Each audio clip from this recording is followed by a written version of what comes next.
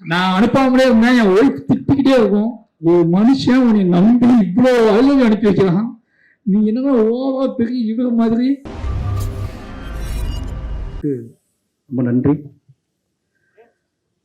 Media மக்கள் எல்லாருமே வந்து என் மேலே ஒரு நம்பிக்கை வச்சுருந்தாங்க. எப்பவுமே நான் படம் எப்படி சொல்கிறது, என்னோடய ப்ரொடியூசர்ஸ் தான் நல்லா காட்டுவேன். என்னுடைய எல்லா படங்களுக்குமே அப்படி ப்ரொடியூசர்ஸ்ட்டை காமிச்சதுக்கப்புறம் அவங்க பெரிய நம்பிக்கையோடு இருப்பாங்க. அதுக்கப்புறம் நான் பயப்படுறதும் ஒருத்தங்க ப்ரெஸ்ஸு. ஏன்னா ஒரு சமூகம் சார்ந்த படங்கள் எடுக்கும்போது பத்திரிகையோட சப்போர்ட் ரொம்ப முக்கியம். பத்திரிகையாளர்கள் திட்டி ஓடின படங்கள் இங்கே இருக்குது. பத்திரிகையாளர் வந்து இதெல்லாம் படமானு கேட்டு மக்களுக்கு உண்டான படங்கள் இருக்குது. ஆனால் சமூகம் சார்ந்து சமூகம் ஒரு அந்த மாதிரி படங்கள் எடுக்கும்போது நமக்கு யோசிக்கிறது என்னென்னா, பத்திரிகையாளர்களும் அதை எடுத்துகிட்டு போகணும். ஏன்னா அவங்க அந்த நோக்கத்தை புரிஞ்சுக்கிட்டு அதை கொண்டு போனால் தான் அந்த படம் மக்கள்கிட்ட போய் முழுமையாக போய் சேரும் அப்படிங்கிற நம்பிக்கை எனக்கு எப்பவுமே உண்டு. அப்படி என்னோட ஒவ்வொரு படத்தையும் நான் பத்திரிகையாளர்கிட்ட ஷோ படும்போது வெளியே எக்ஸாம் எழுந்த பையன் மேலே நின்றுருக்கேன். இன்னைக்கும் இந்த 5வது படம் 4 படம் கிட்டு கொடுத்ததுக்கு அப்புறம் இந்த 5வது படம் நின்ற இரவு எனக்கு தெரியும், இந்த தவிப்பு எனக்கு தெரியும். ஏன்னா அந்த பத்திரிகையாளர்களுக்குள்ள என்னென்ன யோசனைகள் ஓடிட்டு இருக்குன்னு பயந்துகிட்டே இருந்தேன். ஆனால் இந்த ஷோ அந்த முடிஞ்சு வெளியே வரும்போது இங்கே கொடுத்த அதுதான் அந்த இரவு வந்து மறக்கவே முடியாது. அந்த வெற்றியே அந்த இரவு நான் உங்களுக்கு தூங்கணும்னு நினைக்கிறேன், நல்லா தூங்கணும்னு நினைக்கிறேன். அந்த ஒரு நல்ல தூக்கத்தை கொடுத்தவங்க எல்லாத்துக்கும் ரொம்ப முதல்ல நன்றி சொல்லிக்கிறேன். நன்றியும் அன்பும். அப்புறம் எல்லா வெற்றியும் எல்லா ஃபங்க்ஷன்லையும் எல்லா ப்ரெஸ் மீட்லையும் சீரியஸாகவே நான் பேசிட்டு இருக்க மாதிரி எனக்கு தோணிட்டே இருக்கு. எப்படா சந்தோஷத்தை கொண்டாடுறதுன்னே தெரியல எனக்கு. அந்த பாயிண்டே மறந்து போச்சு, எப்படி ஜாலியாக பேசுறதுனே மறந்து போச்சு. ஏன்னா எல்லாமே கேள்வியும் அப்படி இருக்கு, சொல்ற பதிவும் அப்படி இருக்கு, எடுக்கிற படமும் அப்படி இருக்கு அப்படின்னு சொல்லி என்னோட இன்டர்வியூல தான் வந்தா எங்க வீட்டில் பார்க்கறதே கிடையாது. அப்படி ஆயிடுச்சு. நானே அது வந்து இன்டர்வியூ போடுமா அப்படின்னா என் பொண்ணு திட்டி விட்டுருதா, நீ ஏதாவது திட்டி வச்சிருப்ப, சண்டை போட்டு வச்சிருப்ப, அதை எதுக்கு பார்க்கணும்னு சொல்லி. ரொம்ப சந்தோஷமா இருக்கு. என் டீம் இந்த படம் மற்ற படத்தோட இந்த படம் என்ன ஸ்பெஷல் அப்படின்னா எனக்கு ரொம்ப சந்தோஷமான விஷயம், இந்த படத்தில் இருக்கவங்க எல்லாருமே என்னை ரொம்ப நம்பினாங்க. அவங்க வாழ்க்கையை என்கிட்ட கொடுத்தாங்க. அது துருவா இருக்கட்டும், நிவாசா இருக்கட்டும், எழிலா இருக்கட்டும், சக்தியா இருக்கட்டும், என்னோட ஆர்ட் டைரக்டரா இருக்கட்டும், நடிகர்கள் ரஜிஷாவாக இருக்கட்டும், இவங்க எல்லாருமே பொதுவாக என்ன அப்படின்னா எனக்கு பெரிய ப்ரெஷரே இந்த படத்தில், இந்த படத்தை எப்படி எடுக்க போகிறோம், ஸ்கிரிப்ட் எப்படி அப்படிலாம் பயமே எனக்கு இல்லை.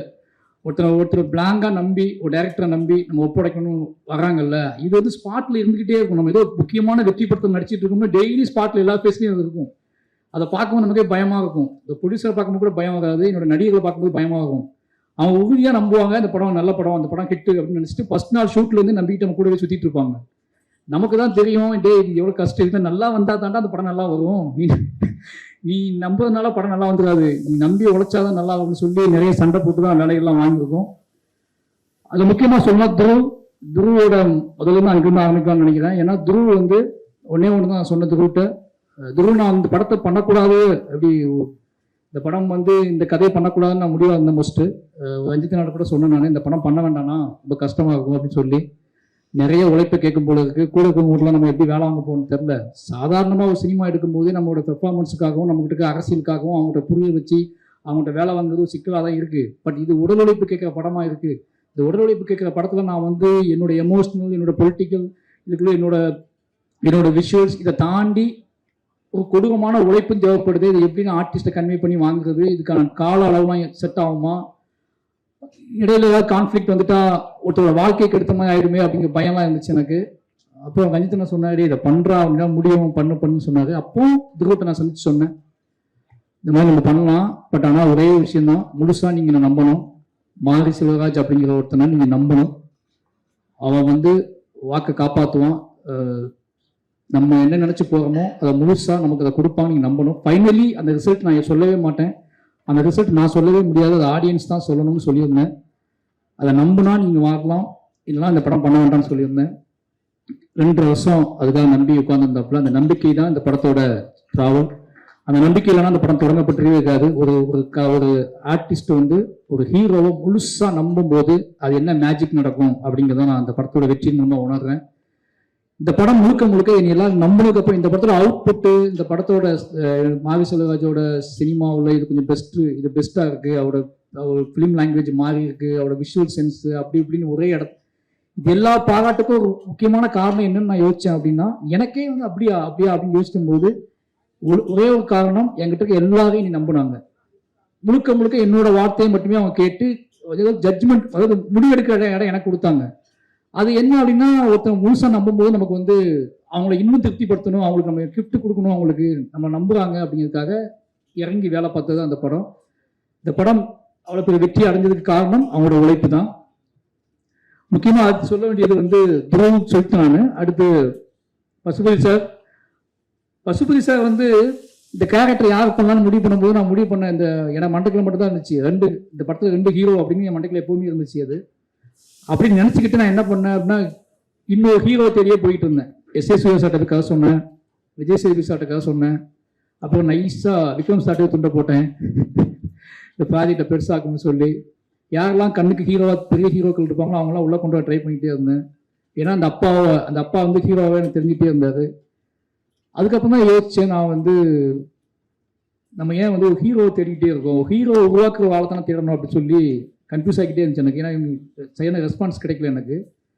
அப்போ தான் நான் வந்து பசுபதி சார் முடிவு பண்ணேன். பசுபதி சார்கிட்ட போய் கதை சொல்ல ஆரம்பிச்சதுக்கப்புறம் பசுபதி சார், ஏன்னா இந்த கதையை சொல்லும் போதே இந்த கதையை கேட்டு முடித்த உடனே நான் பண்ணுற மாதிரின்னு சொல்கிறேன் அந்த பாயிண்டில் வந்து, அதுக்கப்புறம் நீ நம்புனது, நீ ரெடி பண்ணது, என் ஸ்பாட்டுக்கு வந்தது.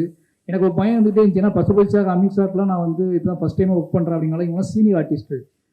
சீனியர் ஆர்டிஸ்ட்டு வேலை பார்க்கும்போது நான் வந்து என்னோடய ஸ்பாட்டில் வந்து எல்லாத்தையும் மறந்துடுவேன் மீன்ஸ் நான் என்ன வாக்குங்கிறதே மறந்துடுவேன். அப்போ அவங்க என்ன நினைப்பாங்க, நம்மளை தப்பாக நினைப்பாங்களா, என்ன இவன் ஓவரா பண்ணுறான், இவ்வளோ வேலை பார்க்குறான், இப்படி பண்ணுறான் அப்படி பண்ணுறான் யோசிச்சுப்பாங்கன்னு பயந்துக்கிட்டே இருந்தேன். ஆனால் ஒரு கட்டத்துக்கு தான் தெரிஞ்சு இவங்க எல்லாருமே என்னோட உழைப்பை ரசிச்சிருக்காங்கன்னு சொல்லி, என்னோட உழைப்பை சைக்கோத்தனம்னு சொல்லி கிளம்பி போனவங்க நிறைய பேர் இருக்காங்க, என்னை விட்டுட்டு போனவங்க நிறைய பேர் இருக்காங்க. ஏன்னா உழைப்பு ஜெயிச்சாதான் அதுக்கு வேல்யூ, உழைப்பு தோத்துருச்சு அப்படின்னா அது சைக்கோன்றுவாங்க. என்னோட ஃபர்ஸ்ட் படத்துல நடந்துகிட்டே இருக்கு எனக்கு. பட் என்னோட உழைப்பை வந்து முதல்ல ரசித்தவங்க என்னோட seniors Aamir sir, Lal sir, Pasupathi sir, இவங்க 3 பேருமே அவ்வளோ சுதந்திரமாக என்னை பார்த்துக்கிட்டே இருந்தாங்க. நான் என்ன இழுத்தாலும், நான் என்ன சொன்னாலும், இந்த லாஸ்ட் சீன் எடுத்துட்டு இருக்கும்போது பசுபதி சார் அது காய்ச்சல் நினைக்கிறேன். என்ன சார், அந்த வயக்காட்டில் இறங்கி அந்த நல்ல சென்னையில் மழைக்காலம், அது மழை பெஞ்சிக்கிட்டே இருக்கு, இடையிடையே எடுக்கணும், நடுங்கிக்கிட்டே இருந்தார். நான் நிறைய டேக் போனேன், சார்ட்டை வந்து மாற்றி எடுத்தேன். அவர் அன்னைக்கு அது ஷூட் முடிச்சுட்டு நேராக ஹாஸ்பிட்டலில் தான் போய் அட்மிட் ஆனார். சாரி சார், அன்னைக்கு நான் உங்களோட சாரியும் கேட்கல, ஒன்றும் கேட்கல, அது எனக்கு தெரியல, நீ முடிச்சு ஆகணும்னு சொல்லி பண்ணேன். நீங்கள் எனக்கு கொடுத்துக்கிட்டு இந்த ஃபுல்லாக பண்ணி கொடுத்தீங்க, ரொம்ப நன்றி. அமீர் சார் ராட்சசன் நினைப்பேன் நான் எப்பவுமே. அதை நம்ம உழைப்போம், நடக்கட்டும்னு வந்து அவர்கிட்ட இருந்து எடுத்துக்கிட்டது தான். நிறைய விஷயங்கள் அவரோட மேக்கிங்லாம் பார்த்துட்டு நான் வந்து யோசிப்பேன், ஒரு சினிமாவை ஒருத்தர் வந்து நம்ம இன்னொரு பண்ண போது கிடையாது, இந்த கதைக்கு எவ்வளோ உழைக்கணுமோ அவ்வளோ உழைச்சி கொடுப்போம் அப்படின்னு பண்ணுறதுக்குள்ள அது அவர்கிட்ட எடுத்துக்கிட்டது. அந்த திமிழ் எனக்கு ரொம்ப பிடிக்கும், அந்த திமிழ்லேருந்து எடுத்துக்கிட்டது தான். அவர் தான் வேணும்னு நெட்டுக்கிட்டோம் இந்த ஸ்கிரிப்டுக்காக. தலைவர் வரலன்னா தலைவர் நாங்கள் கூப்பிடல, அதித்தி சொல்லிச்சு இல்லை, அதித்தி நிறைய சிக்கல்கள் இருந்துச்சு. அப்போ என்ன சொல்றது, அமீர் சார் வேற உள்ள வரமாட்டாங்களும் பயமா இருந்துச்சு எனக்கு. அது காரணம் அமீர் சார் சுற்றி நிறைய பிரச்சனைகள் நடந்துட்டு இருந்துச்சு. இந்த பிரச்சனைகளோட எப்படி ஸ்பாட்டுக்கு வருவாரு, ஃபாலோ ஆவார்னு டவுட் இருந்துச்சு.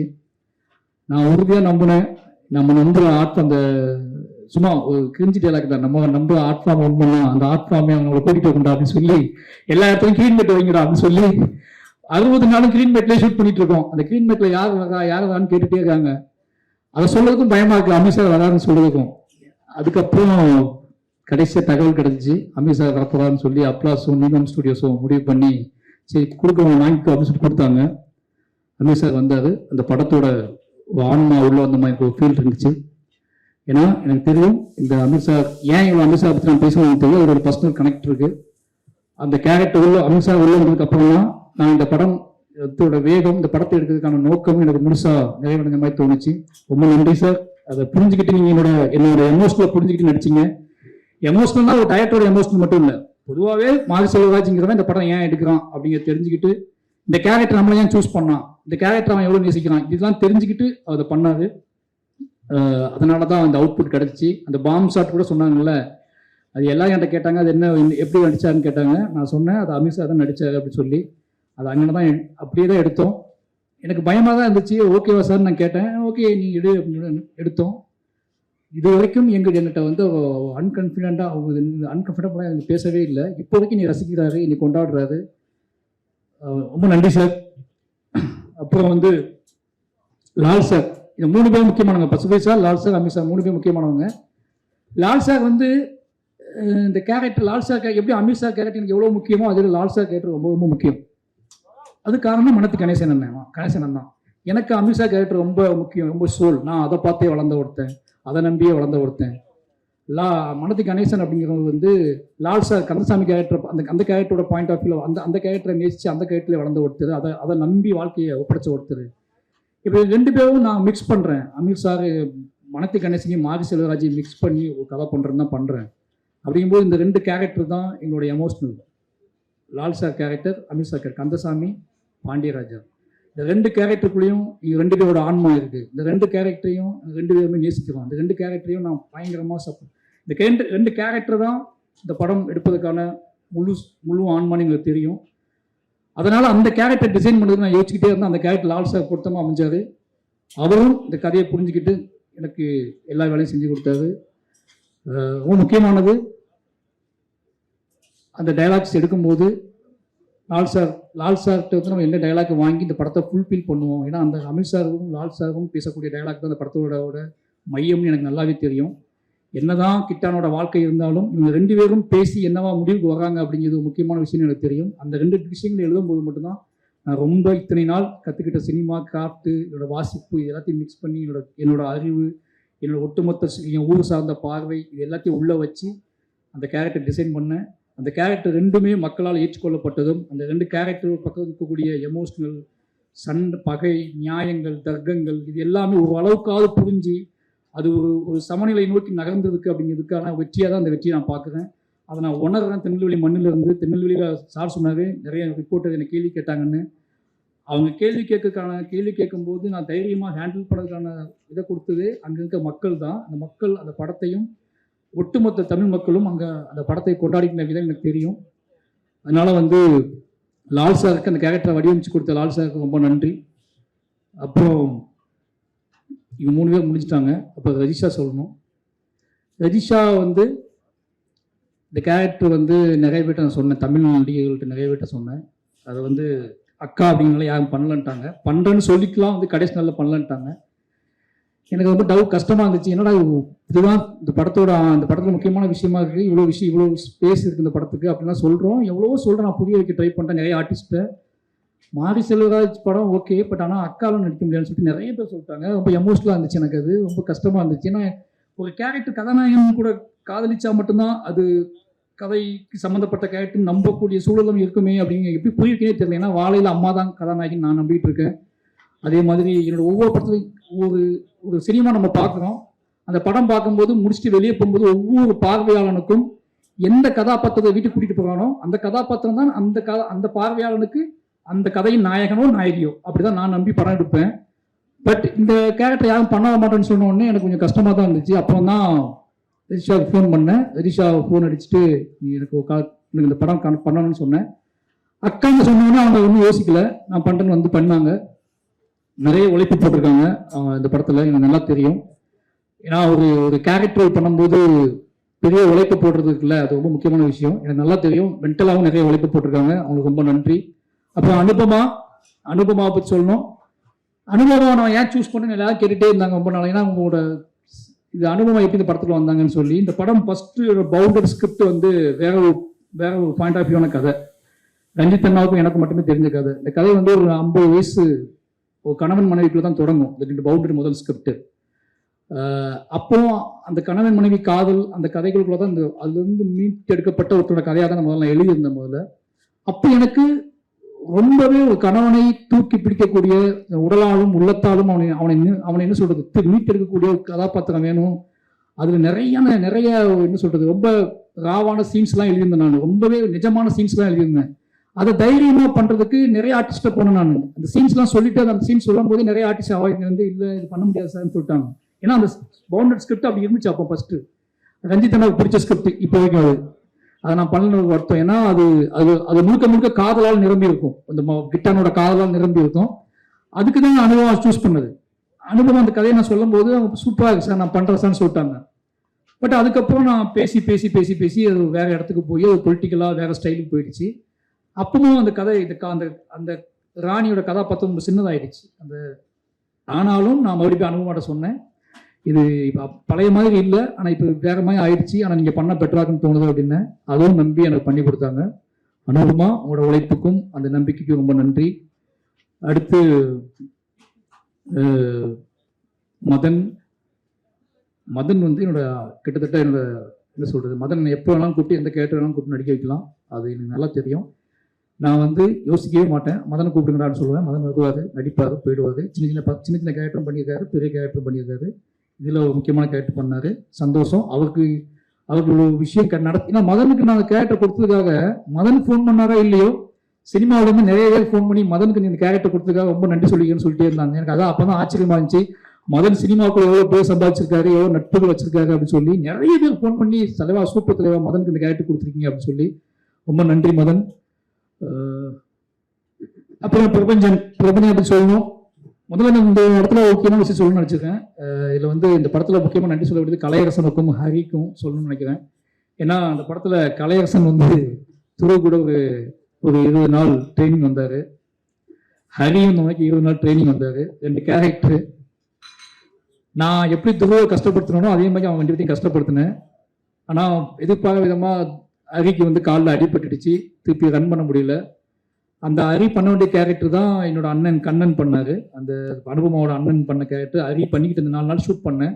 இந்த 4 நாள் ஷூட்டிங்கில் அவருக்கு அடிபட்டுடுச்சு, திருப்பி அவருக்காக தான் வெயிட் பண்ணோம், ஆனால் அது சரி பண்ண முடியல. ஹரிக்கு ரொம்ப நன்றி. ஏன்னா எனக்கு தெரியும் அது இப்போ உங்களுக்கு அது இந்த கேரக்டர் மிஸ் ஆனதில் ஒரு ஃபீல்டு இருக்கலாம், அதுக்காக மன்னிப்பு கேட்டுக்கிறேன். பட் ஹரிக்கு ரொம்ப நன்றி. அதேமாதிரி கலையரசன் தான் பிரபஞ்சன் கேரக்டருக்காக சூஸ் பண்ண ஒரு கிட்டத்தட்ட 20 நாள் ட்ரைனிங் கொடுத்துட்டு இருந்தேன். அவருக்கும் இதே மாதிரி தான் அடிபட்டுடுச்சு. அப்போ இவங்க எல்லா கேரியரும் நம்ம காலி பண்ணுறோமோன்னு தோண ஆரம்பிச்சிச்சு எனக்கு. ஏன்னா எல்லாத்துக்கும் அடிபடுது, அடுத்து மூவ் ஆக மாட்டேங்குதுன்னு சொல்லிட்டு பயத்தில் தான் நான் வந்து யாருக்கெல்லாம் அடிபட்டா ஒன்றும் செய்யாது அந்த மாதிரி ஆளெல்லாம் கூப்பிடலான்னு சொல்லி பண்ணி பிரபஞ்சன் கபடி பிளேயர்லாம் கூப்பிடலான்னு சொல்லி எல்லா கபடி பிளேயரையும் கூப்பிட ஆரம்பித்தோம். கலையரசனுக்கு ரொம்ப நன்றி. ஏன்னா இந்த வெற்றியில் உனக்கும் பங்கு இருக்கு, ரொம்ப ரொம்ப நன்றி. பிரபஞ்சன் கலைக்கு பதிலாக வந்தவர் தான் பிரபஞ்சன். நான் வந்து முதல்ல சொன்னது கலை போயிட்டான், அப்போ நம்ம என்ன பண்ணோம் அப்படின்னா இதுக்கப்புறம் எவ்வளோ அடி விழுந்தாலும் தாங்கக்கூடிய உடம்போட அதை புரிஞ்சுக்கிட்ட வாழ் வேணும். அதனால கபடி விளையாட்டு ஒருத்தர் கூப்பிட்டாங்கன்னு சொல்லி பிரபஞ்சனை கூப்பிட்டோம். பிரபஞ்சன் நடிப்பு சொல்லிக் கொடுத்தோம். நடிப்பு சொல்லிக் வேண்டிய அவசியமே இல்லை, ஏன்னா பிரபஞ்சன்கிட்ட ஒரு இயல்பு இருந்துச்சு, அந்த இயல்புக்குள்ள ஒரு புரிதல் இருந்துச்சு, அந்த புரிதலுக்குள்ள ஒரு நம்பிக்கை இருந்துச்சு. அந்த நம்பிக்கையின் அடிப்படையில் கூட டிராவல் பண்ணாரு. ஒரு 3-4 நாள் தான் ஒரு ட்ரைனிங் கிளாஸ் போயிருப்பாரு. ரொம்ப ஈஸியாக பண்ணிட்டு விட்டாரு அந்த பிரபஞ்சன் வந்ததுக்கப்புறம் துருவுக்கு பயங்கர சப்போர்ட் ஆயிடுச்சு. பிரபஞ்சன் எனக்கு தெரிஞ்சு தெரியல, என்னோட ஆர்டிஸ்டா தொடர்பாக நினைக்கிறேன். நன்றி, வாழ்த்துக்கள் பிரபஞ்சன். அப்புறம் எல்லா நிறைய நடிகர்கள் எங்க ஊர்கள், அப்புறம் வள்ளி நாயகம் சொல்லலாம் கோச்சுக்குவாங்க தலைவர் ஓகேங்களா. அவன் வேற ஒரு படையை வச்சிருக்கான், அந்த படையை வந்து கமெண்ட்ல நம்மளை வந்து சாவடிக்குது. நீங்க எங்க அண்ணனுக்கு அது கொடுக்கல, எங்க அண்ணனுக்கு இது கொடுக்கல. எல்லா நாளும் எங்க போனாலும் இது அவன் தான் சொல்லி அனுப்புறானா இல்லை இது எங்க நடக்குன்னே தெரியல. ஆனா ரொம்ப ரொம்ப என்ன சொல்றது, ரொம்ப மரியாதையான பையன் மாதிரி நின்றுக்குவான், பாவமா நின்றுக்குவான். எனக்கு என்னோட பலம்னு சொல்லலாம் வள்ளி நாயகத்தை, கண்ணன், என் ஊர் மக்களை.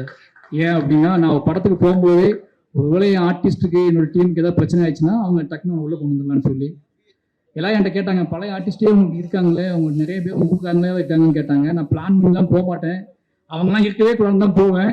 ஏதாவது சிக்கலாயிடும், அப்போ அவங்களே உள்ளே வந்துடுவாங்க. அப்படிதான் வள்ளிநாயகம் உள்ளே வந்தாப்புல. வள்ளிநாயகம் எப்படி அமித்ஷாக்கிட்ட வந்து மாஸ்டர் நிறைய அவார்டுகள் வாங்கினாரோ அது மாதிரி வள்ளிநாயகம் என்கிட்ட வந்து அதை பர்சன் எடுக்கும்போது நிறைய அவார்டுகள் வாங்கினாரு. அந்த விருதுகளை தான் அவங்க கொண்டு வந்துருக்குன்னு நினைக்கிறேன். அதாவது அவனுக்கு தெரியும் இந்த அப்போ அவனை புரிஞ்சுக்கிட்டான், அந்த கேரக்டர் வந்து ரொம்ப ஸ்ட்ராங்கான கேரக்டர் தெரிஞ்சிருச்சு. அப்போ நான் அவனோட உழைப்புக்காக தான் நிறைய ஷார்ட் எடுக்க ஆரம்பிச்சேன். அவனை ஃபர்ஸ்ட் அந்த கேரக்டர் அப்படியே போயிடும். அப்புறம் தான் படம் எடிட் பண்ணி பார்க்கும்போது தான் இவனோட முகம் தேவைப்பட்டுட்டே இருந்துச்சு. எல்லா நாளும் ஷூட்லையும் அவனுக்கு க்ளோஸ்அப் எடுத்துக்கிட்டே இருக்கும், சும்மா கூப்பிட்டு அது மாதிரி அவனோட உழைப்பு பாராட்டப்படுவதில் கொண்டாடப்படுவதில் ரொம்ப சந்தோஷம் எனக்கு. என்னமோ அவன் நடிகனாக தான் தொடர்பான்னு தோணுது. ஏன்னு கேட்டிங்கன்னா அவன் எங்கள் பக்கமே வரமாட்டேன்றான். டைரக்ஷன் டிபார்ட்மெண்ட் டிஸ்கஸ் பண்ணிட்டு இருப்போம், என் பக்கமே வரமாட்டான்.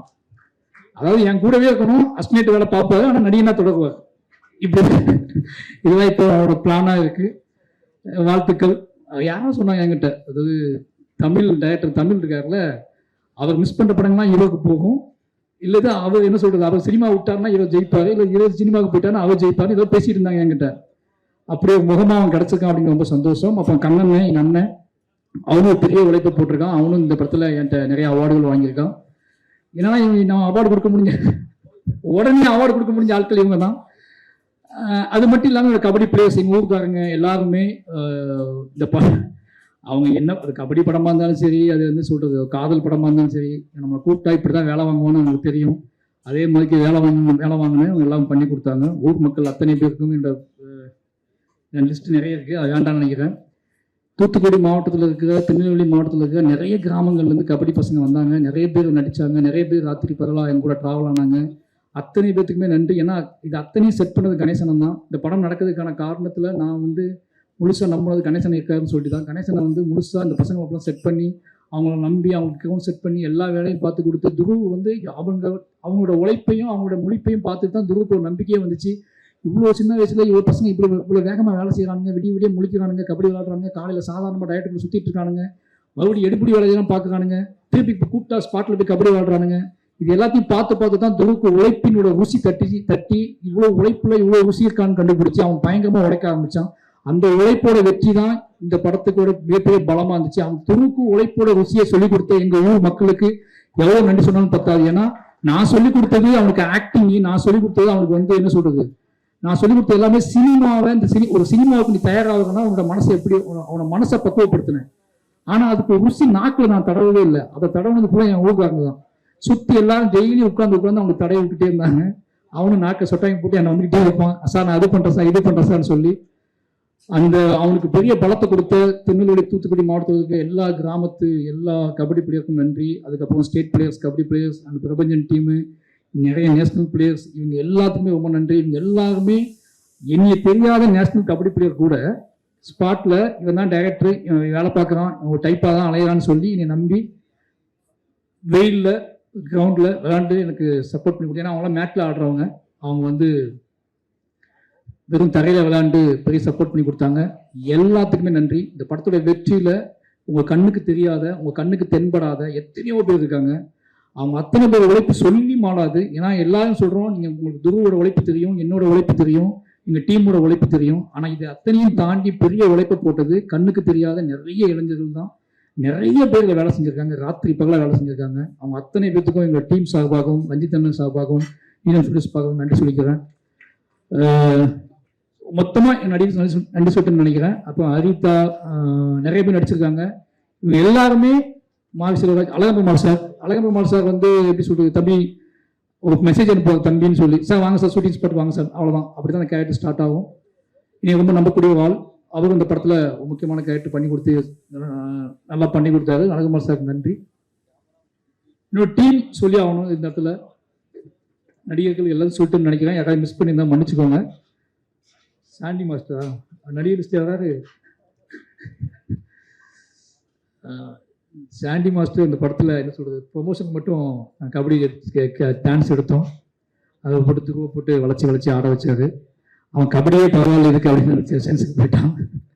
ஏன்னா ஷூட்டிங் முடிஞ்சுன்னு சொன்னால் ப்ரொமோஷன் ஷூட்டிங் தான் நாங்கள் அதிகமாக பண்ணோம். ஆனால் அந்த பாட்டெலாம், அந்த விஷுவல்ஸ் எல்லாம் ஒர்க் அவுட் ஆயிருக்கு, ஆடியன்ஸுக்கு பிடிச்சிருக்கு அப்படிங்கிற சந்தோஷம். சாண்டி மாஸ்டருக்கு ரொம்ப நன்றி. ஏன்னா ரொம்ப நம்புவார், அந்த விஷுவல்ஸ் கொண்டு வந்தார், ரொம்ப நன்றி. கடைசி என்னோட டீம் நிவாஸ் பிரசன்னா, வெள்ளை ஓனாய், ஃபர்ஸ்ட் நாள் ஷூட்டிங் ஸ்பாட்டுக்கு வந்திருந்தாப்ப தலைவர் இனி பார்க்க திருநெல்வேலிக்கு.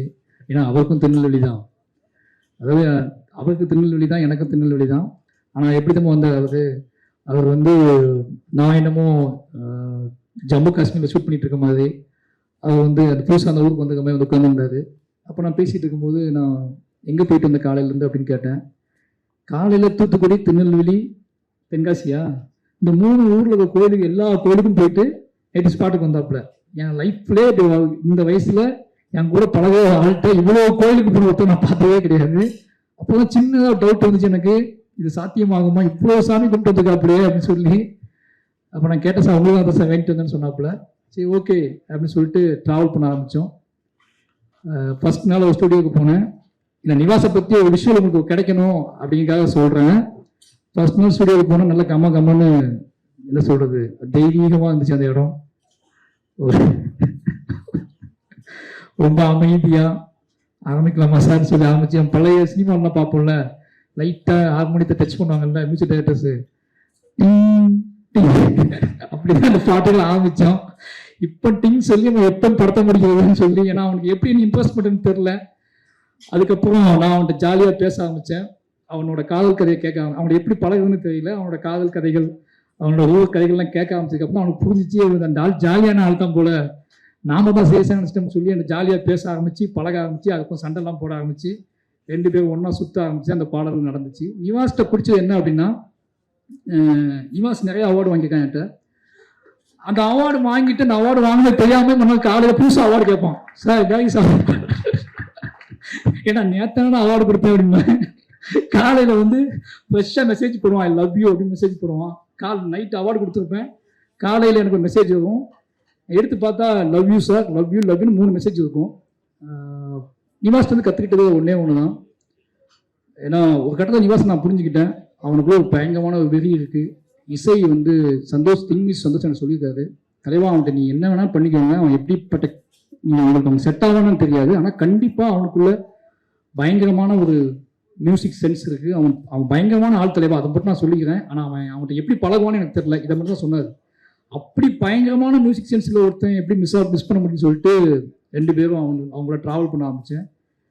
இந்த படத்தை இவ்வளோ குவாலிட்டியாக இவ்வளோ பெருசாக அவன் மாற்றுவான்னு நான் எதிர்பார்க்கவே இல்லை. ஆனால் அவன் முழுசாக என்னைய லவ் பண்ண ஆரம்பித்து என்னோட ஆர்ட் ஃபார்முக்கு மரியாதை கொடுத்து ராத்திரி பகலாக வேலை செஞ்சு, என்ன சொல்கிறது, எப்படியாவது என்னை கன்வின்ஸ் பண்ணி என்னைய வந்து அந்த ஐ லவ் யூ நான் திருப்பி அனுப்பணும் அப்படிங்கிறத அவங்க 50 ஐ லவ் யூ அனுப்பியிருப்பார்.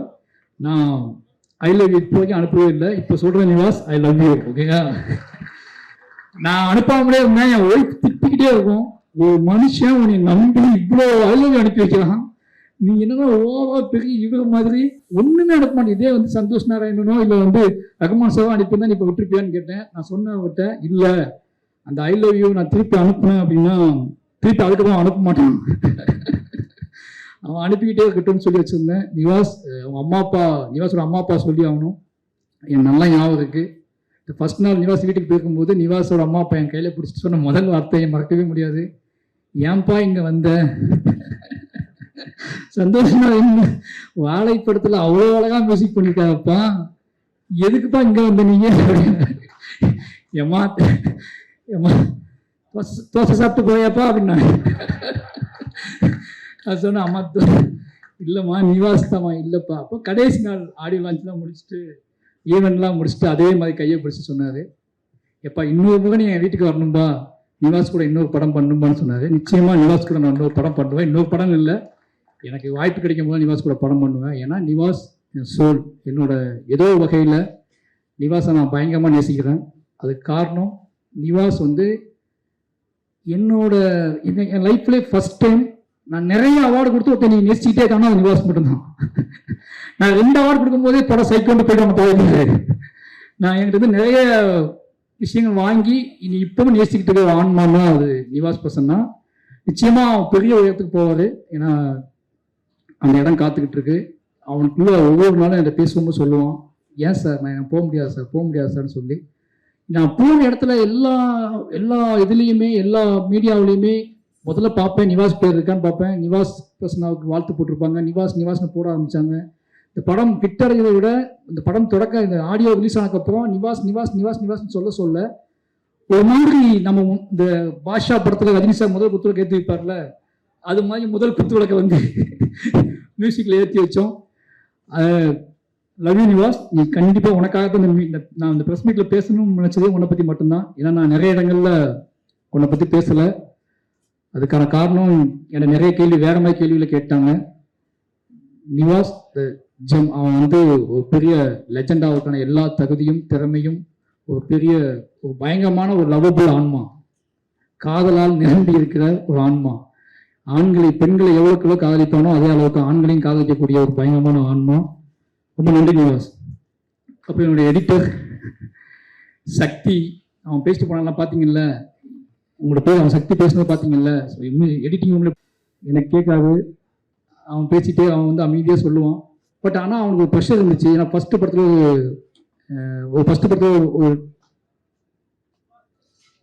படத்துலேயே வந்து ஒரு ஸ்போர்ட்ஸ் ட்ராமாவை ஹேண்டில் பண்ணுறது எடிட்டருக்கு ரொம்ப கஷ்டம், எனக்கு நல்லா தெரியும். நான் எந்த நம்பிக்கையில் அவன்கிட்ட போனேன்னு எனக்கு இப்போ வரைக்கும் தெரியல.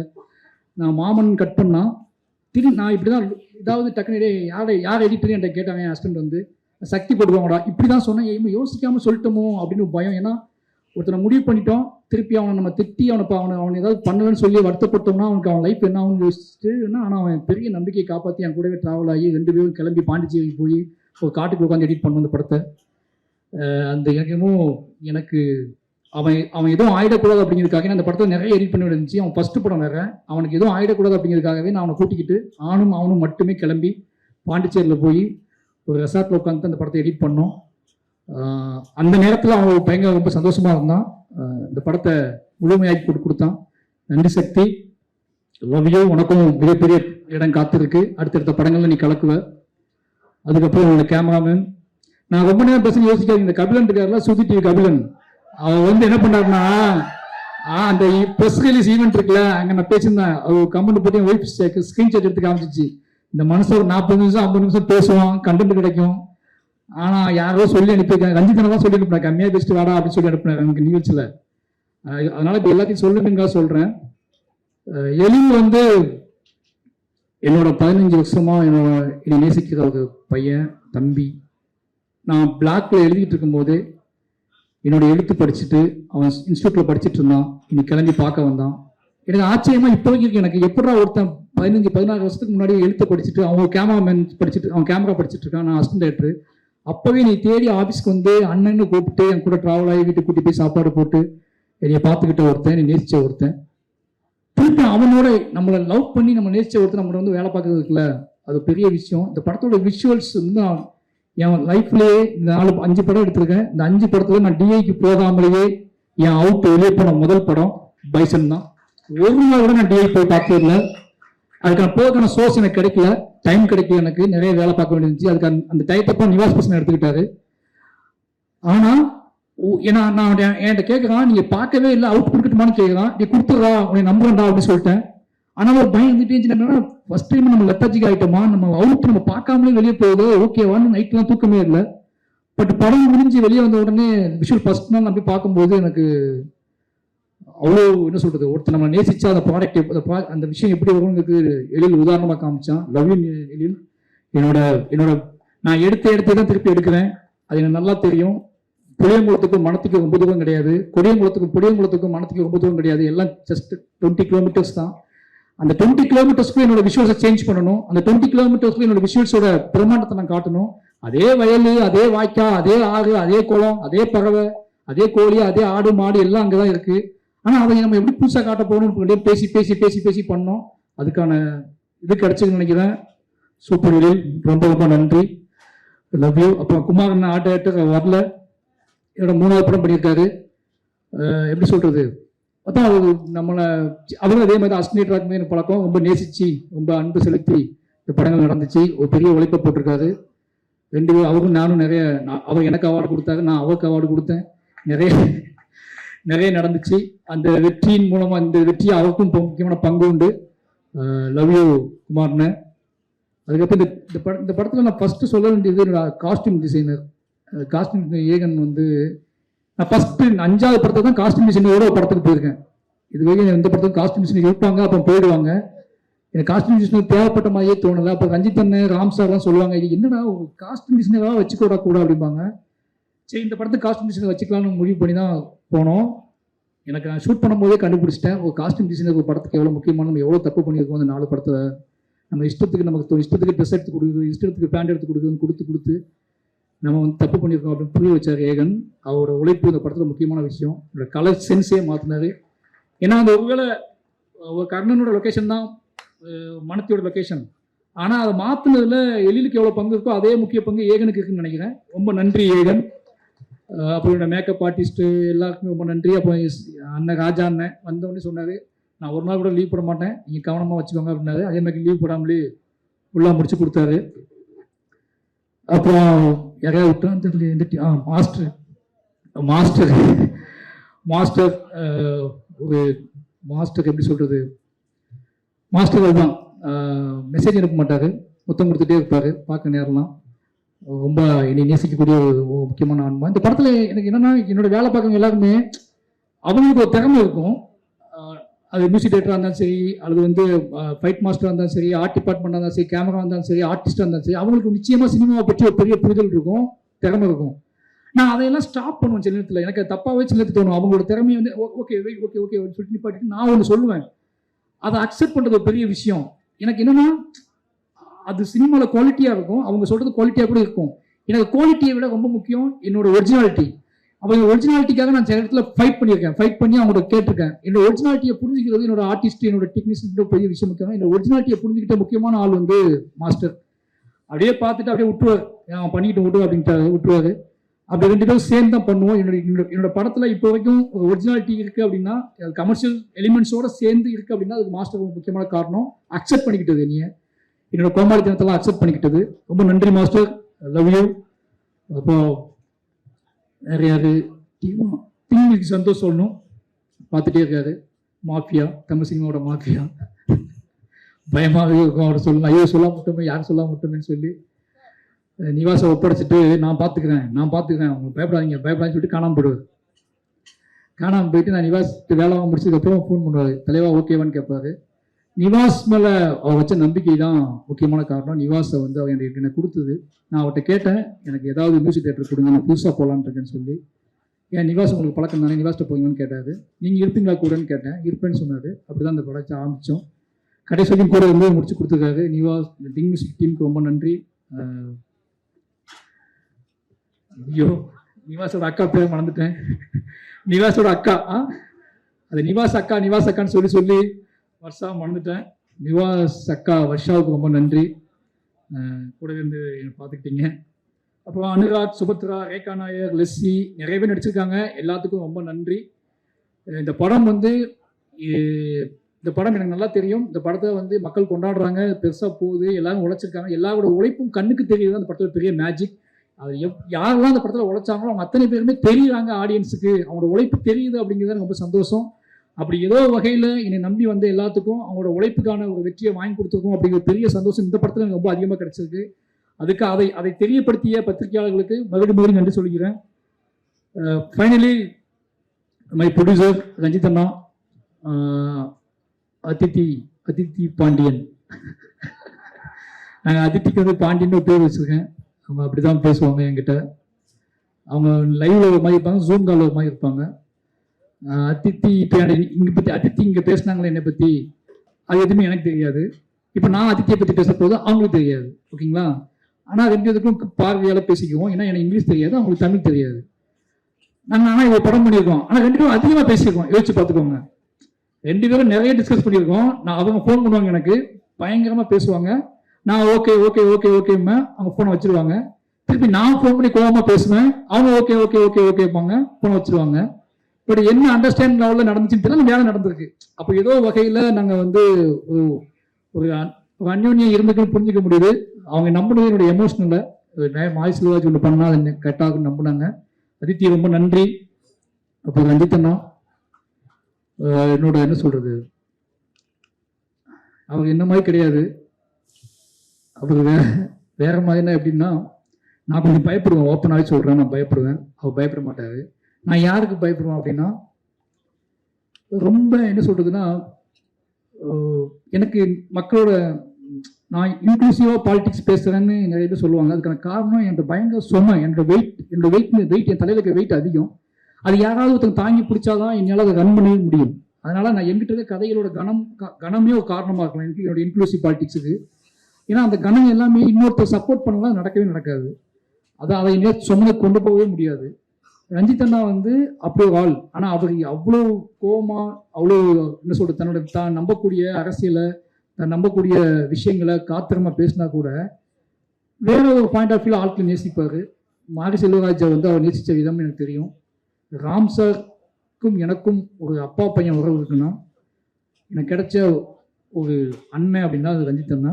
அந்த அண்ணன் தம்பி உறவு வந்து இந்த படத்தோட வெற்றியை நான் எப்படி பார்க்குறேன்னா, பரியேறும் பெருமாள்னு ஒன்று நாங்கள் ஆரம்பிச்சு ரெண்டு பேரும் ஆரம்பிச்சு கிட்டத்தட்ட 7-8 வருஷம் ஆகுது. இந்த படம் ரிலீஸ் ஆகி திருப்பி ரெண்டு பேரும் இதே சந்தோஷத்தோட, இதே சிரிப்போட, இதே முத்தங்களோட திருப்பி ஒரு மேடையை பகிர்ந்து திருப்பி ரெண்டு பேரும் சக்ஸஸ் கொடுத்து ஹிட்டு கொடுத்துட்டு ரெண்டு பேரும் ஜாலியாக இருக்கும். அப்படின்னா எங்களுக்குள்ள இருக்கிற ஒரே ஒன்று இந்த லவ் மட்டும்தான். இந்த பெரும் உழைப்பையும் நான் செய்வதற்கு ஊக்கமாக இருந்ததுக்கான காரணம் ரஞ்சித் அண்ணா இருக்காரு. ரஞ்சித் அண்ணா நம்புறாரு, அவர் பார்த்துட்டு இருக்காரு. அவர் என்ன சொல்றது, அவர்கிட்ட போய் நல்ல பேர் வாங்கணும் அப்படின்னு. நான் ராம்சாருக்கு அப்புறம் நல்ல பேர் வாங்கணும்னு ஆசைப்பட்ட ஒரே ஆள் ரஞ்சித் அண்ணா கிட்ட தான். ராம்சார்ட்ட எப்பவுமே 24 மணி நேரம் நல்ல பேர் வாங்கணும்னு ஆசைப்படுவேன். அதே மாதிரி ரஞ்சித் அண்ணாட்டு நல்ல பேர் வாங்கணும்னு ஆசைப்பட ஆரம்பிச்சேன். இது ரெண்டும் சேர்ந்து மிக்ஸ் ஆனதுதான் மாரி செல்வராஜ். அப்படி நல்ல பேர் வாங்கிக்கணும்னு நினைக்கிறேன். ஏன்னா பெரியன் பெருமாளுக்கு லவி சொன்னாரு, இந்த படத்துக்கும் லவி சொன்னாரு, என்னுடைய எல்லா படத்துக்கும் சொல்லுவாரு, இங்கே பார்க்க போலாம் சொல்லுவாரு. அந்த அன்பை பாதுகாப்பதற்காகவே நான் தொடர்ந்து எங்கிட்ட இருக்க சில விஷயங்களை பாதுகாத்துக்கிட்டு இருக்கேன். ரொம்ப நன்றினா.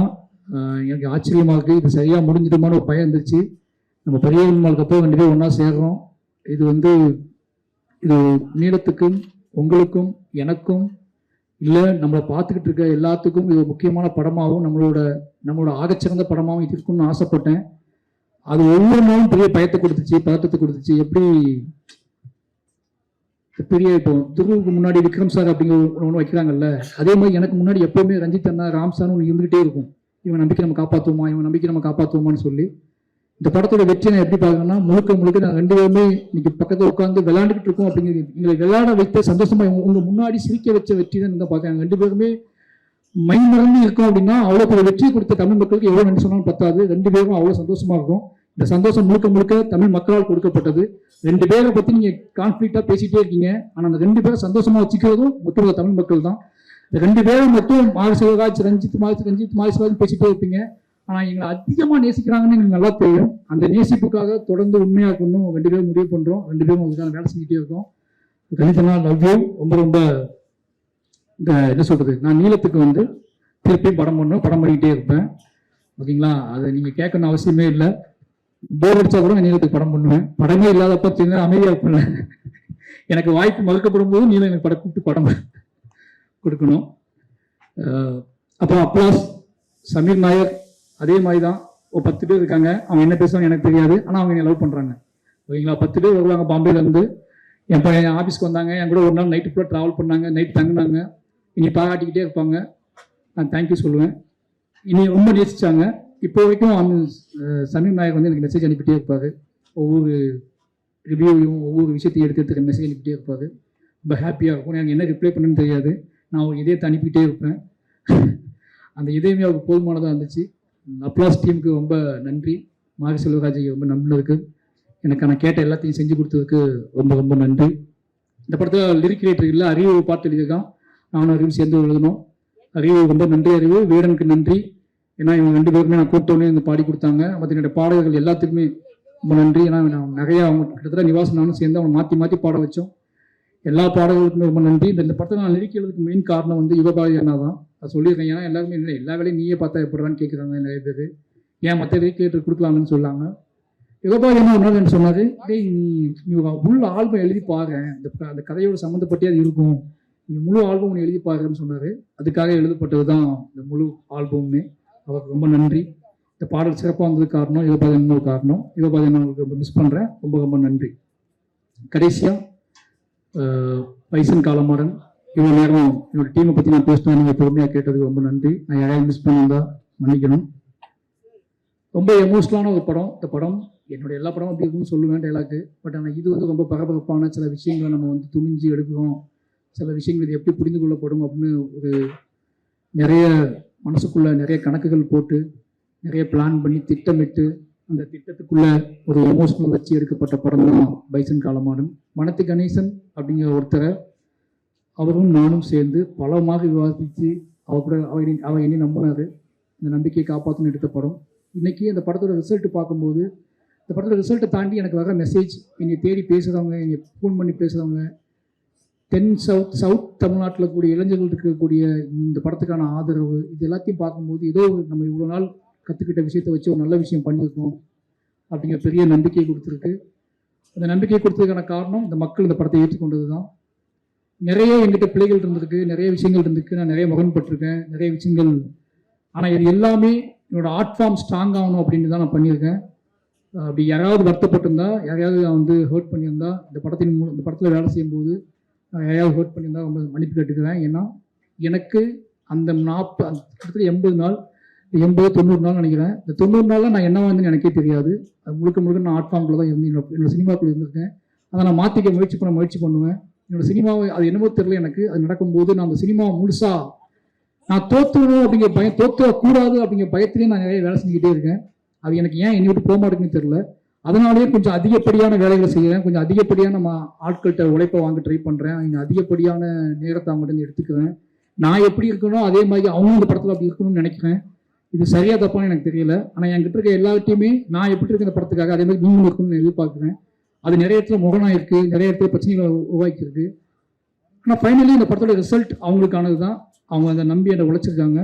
அப்படி நான் முரண்பட்ட, நான் வருத்தப்பட்ட, இல்லை என்ன சொல்றது, என் மீது வருத்தப்பட்ட நிறைய பேருக்கு நான் நன்றி சொல்லிக்கிறேன். இந்த படம் மட்டுமே காரணம். இந்த படத்தை தாண்டி நான் எந்த வகையிலையும் யாரையுமே பகையாக நினச்சது இல்லை, எதுவும் கிடையாது. பைசன் ஃபைனலி ரொம்ப ஒரு நல்ல அனுபவத்தை எனக்கு கொடுத்துருக்கு, ஒரு நம்பிக்கையை கொடுத்துருக்கு. நான் தொடர்ந்து வேலை செய்வதற்கான ஒரு பெரிய பலத்தை கொடுத்துருக்கு. இந்த படத்தை பாராட்டி இந்த படத்தை கொண்டாடிட்டு இருக்கிற அத்தனை இளைஞர்களுக்கும், அத்தனை மக்களுக்கும், யாருன்னே தெரியாத மக்களுக்கும் நன்றி சொல்லிக்கிறேன்.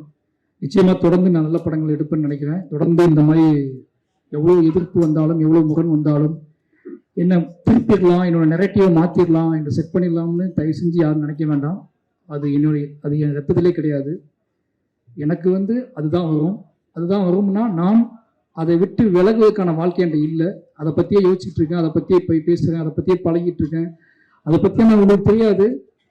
இந்த படம் முடிஞ்ச அடுத்த படத்துக்கு இடையில நான் சந்திக்க போகிற பிரச்சனைகள், நான் சந்திக்கிற மனிதர்கள், அவங்க சொல்கிற கதைகள்லாம் கேட்டால் நீ வேறு எந்த படமும் எடுக்க முடியாது. நீங்கள் நினச்சிட்டீங்க ஒரு ஸ்கிரிப்ட் எழுதி முடிச்ச உடனே திருப்பி போய் வேற அழகாக போய் ஒரு ரூம் போட்டு எங்கேயோ கொடைக்கானலையோ ஊட்டிலையோ இல்லை வெளிநாட்டிலேயோ போய் உட்காந்து கதை எழுத ஆரம்பிப்பான்னு நினைப்பீங்க. ஆனால் எங்களுக்கு அப்படி இருக்காது. எங்களுக்கு எப்படி இருக்கும்னா, ஒரு படத்துக்கும் இன்னொரு படத்துக்கும் இடையில நாங்கள் இருப்போம்ல, இந்த இடையில இந்த தமிழ் சமூகம் எப்படி இருக்குது, இந்த இந்திய சமூகம் எப்படி இருக்குது, இது இடையில சந்திக்கிற மனிதர்கள் என்ன சொல்கிறாங்க, அவங்க என்ன பேசுகிறாங்க, அவங்க நம்மகிட்ட என்ன எதிர்பார்க்குறாங்க, அவங்க எவ்வளோ அழுறாங்க, எவ்வளோ கண்ணீர் சிந்துறாங்க, என்ன கேள்வியில் கேட்குறாங்க. நம்ம என் சட்டையை பிடிச்சி கேட்டவங்க நிறைய பேர் இப்போதான் எப்போ நீ படம் பண்ணுவேன், இது என் கதையை நீ எப்போ சொல்லுவேன், உன் கதையை எப்போ சொல்லுவேன்னு சொல்லி சட்டையை பிடிச்சி கேட்டவங்க நிறைய பேர் எனக்கு தெரியும். எனக்கு ஏன்னா அவ்வளோ கதைகள் இருக்காங்க. திருப்பி நீங்கள் வந்து மறுபடியும் என்கிட்ட வந்து அந்த நெகட்டிவ் செட் பண்ண ட்ரை பண்ணாதீங்க. நான் வந்து ரொம்ப நிலையானவனாக இருக்க விரும்புகிறேன். என்னோட நிலையான தன்மையை யாராலையும் மாற்ற முடியாதுன்னு நினைக்கிறேன். உங்களோட வேண்டுகோளாகவே வச்சுக்கிறேன். திருப்பி இந்த கேள்வி நீங்கள் என்கிட்ட கேட்பீங்க அப்படின்னா நான் அதுக்கு மௌனம் தான் பதிலாக சொல்லணும்னு நினைக்கிறேன். இனிமேல் இந்த மாதிரி கேள்விக்கு நான் எதிர்கொள்ள மாட்டேன்னு நினைக்கிறேன். பத்திரிகையாக வேண்டுகோளாக சொல்கிறேன், ஏன் இந்த மாதிரி படம் எடுத்தீங்க கேள்வியை இனிமேல் என்னை தவிர்த்துருங்க. அது என்னை ரொம்ப பாதிக்குது. மறுபடியும் சொல்கிறேன், எமோஷனலாக சொல்கிறேன். என்னை மட்டும் பாதிக்குது, என்னோட வேலையை பாதிக்குது, என்னோட நெரேட்டிவை பாதிக்குது, என்னோட சிந்தனையை பாதிக்குது. நான் உங்களை நேசிக்கிறேன், உங்களை அன்பு செலுத்துகிறேன். நான் உங்களை திருப்பி அதே மாதிரி கேள்வி கேட்க முடியும். அந்த கேள்வியை கேட்கக்கூடாது, உங்களுக்கு எனக்கு முகம் வந்துக்கூடாதுன்னு நினைக்கிறேன். ஏன்னா நான் கூடி வாழ ஆசைப்படக்கூடிய வாழாக தான் இருக்கேன். நான் திருப்பி அந்த கேள்வியை நீங்கள் இப்போ என்ன கேட்டீங்க அப்படின்னா நான் இன்னும் அதிகமாக வேலை செய்வேன். ஆனால் உங்களை அவாய்ட் பண்ண ட்ரை பண்ணணும்னு நினைக்கிறேன். ஏன்னா எக்காரணத்தை கொண்டும் என்னோட கலையோ, என்னோட ஆர்ட் ஃபார்மையோ, என்னோட அரசியலையோ யாராவது பிடிக்க ட்ரை பண்ணாங்கன்னா நான் மூர்க்கமாக ஃபைட் பண்ணுவேன். அந்த மூர்க்கத்தை வந்து நிச்சயமாக சொல்கிறேன், என்னோட ஆர்டிஸ்டுக்கே தெரியும், என்னோட வேலை பார்த்தவங்களுக்கு தெரியும். அந்த மூர்க்கம் நானே எதிர்பார்க்காத மூர்க்கம். அது நான் அப்படி போகக்கூடாதுன்னு ரொம்ப நம்புவேன். நீங்கள் எல்லாம் என்னை நேசிக்கணும் தெரியும். அதனால் தயவு செஞ்சு இந்த கேள்வியில் நீங்கள் அவாய்ட் பண்ணிவிடுங்க. நான் மாரி செல்வராஜ் படம்னா அது இருக்கும். மாரி செல்வராஜ் அதற்காக கிளம்பி வந்தவன் தான். மாரி செல்வராஜ் எடுக்கிறது சாதி படமான்னு கேட்டால் அது உங்களோட மொழி.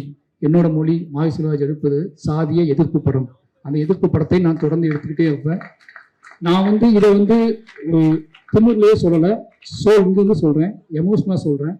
நான் எப்போவுமே என்னோட ஆர்ட் ஃபார்மை நம்புவேன். நான் அரசியல்வாதி கிடையாது, நான் வந்து கட்டுரையாளன் கிடையாது, நான் வந்து ஆய்வாளர் கிடையாது. நான் என் வாழ்க்கையை பணயமாக வச்சு படம் எடுத்துகிட்டு இருக்க ஒருத்தன். என் வாழ்க்கையை கலையாக மாற்றிக்கிட்டு இருக்கேன். என்னோடய கலைக்கு ஒரு வெறி இருக்குது, என்னோடய கலைக்கு ஒரு ஆற்றாமை இருக்குது, என் கலைக்கு ஒரு கண்ணீர் இருக்குது, என் கலைக்கு சில கேள்விகள் இருக்குது, என் கலைக்கு ஒரு பயங்கரமான காதல் இருக்குது, இந்த சமூகத்தை பற்றி ஒரு காதல் இருக்குது. இது எல்லாத்தையும் ஒன்றா சேர்த்து நான் உங்களுக்கு கொடுக்க ட்ரை பண்ணிக்கிட்டே இருக்கேன். ஒரு 250 படம் வருது வருஷத்துக்கு, 300 படங்கள் வருது. உங்களுக்கு கொண்டாட்டம், உங்களை குளிர்வப்படுத்தக்கூடிய படங்கள் எவ்வளவோ வருது. இந்த ஒருத்தனை விட்டுருங்களேன், அவனை ஏன் போட்டு அவனையும் திருப்பி அந்த கூட்டத்தில் போய் தர ட்ரை பண்றீங்க? இன்னும் விட்டுருங்க. நான் வந்து உங்களுக்கு பார்க்க பிடிக்கணும்னு பரவாயில்ல, தயவு செஞ்சு நான் உருவாக்கி கஷ்டப்பட்டு கத்துக்கிட்ட என்னோட இவ்வளவு வாழ்வியல் அனுபவத்தை நீங்கள் நெகட்டிவ் செய்ய, நீங்க முடிவு செய்ய முயற்சி பண்ணாதீங்க. மற்றபடி இதெல்லாம் பண்ணா கூட ஏதோ வகையில நீங்க என்னை ஏற்றுக்கொள்கிறீர்கள் அப்படிங்கிற பெரிய ஒரு பொறுப்பும் நம்பிக்கையும் எனக்கு இருக்கு. அந்த நம்பிக்கையின் அடிப்படையில் மறுபடி இந்த தமிழ் சமூகத்துக்கு முன்னாடி மாரி செல்வராஜாக நான் என் நன்றியை சொல்லிக்கொண்டே இருப்பேன். நான் இந்த பாடலை பாடிக்கொண்டே இருப்பேன்.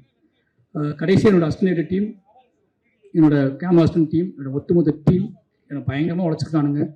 அவனுக்கு எப்போவுமே உங்களுக்கு தெரியும் இந்த மாதிரி ஆள் கூட வேலை பார்க்கறதுக்கு கஷ்டம்னு சொல்லி, ஆனால் எனக்கு நம்பி வேலை பார்த்துருக்காங்க. அவங்க எல்லாத்துக்குமே ரொம்ப நன்றி. இந்த வெற்றி வந்து எவ்வளோ சிரித்து என்ன தான் பண்ணாலும் ரொம்ப எமோஷ்னலான வெற்றி. எனக்கு நல்லா தெரியும், நானும் துருவம் எப்படி இருக்குன்னு எனக்கு தெரியும். ஏன்னா இது சாத்தியமான எல்லாம் கண்மணி எப்படின்னா, அந்த முதல் நாள் அவனுக்கு நான் ட்ரைனிங் கொடுக்கும்போது நான் அதை உணர்ந்தேன்.